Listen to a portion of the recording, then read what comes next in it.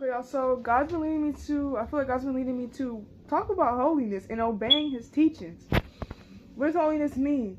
That means when you're no longer giving in to your fleshly wants, you're no longer watching pornography, you're no longer I think it's like masturbation, I think it's called.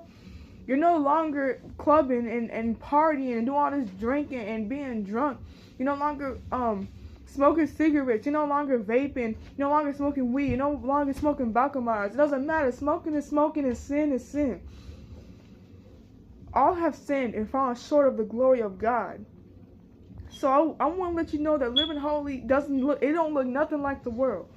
When you see this person genuinely living holy, they don't look nothing like the world. They are not conformed, meaning they're no longer giving vent to their anger. Like, people think that, oh, it's cute to be angry and argue with others, but God said that is foolish. He said even a foolish man is considered wise when he stays quiet during an argument.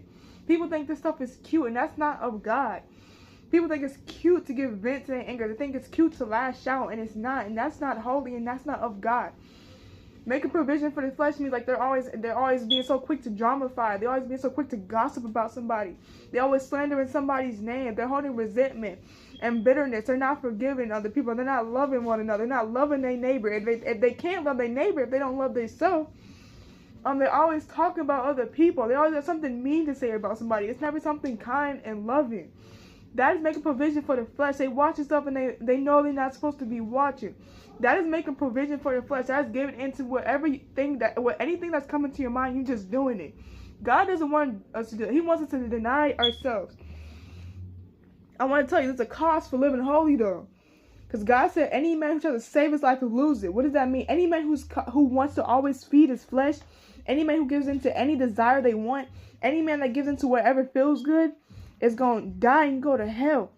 But God said, any man who loses life shall save it. Meaning that even though you're not giving into your flesh, when you're living holy and you're living for Jesus, God saves your life. You're saving it. You're not giving into the fleshly wants, okay? I hope that makes sense to y'all. I want to go to that. There's a cost of living holy, though. I want to tell y'all that. But don't be afraid, because it's so much better than a sinful lifestyle. I will tell you that.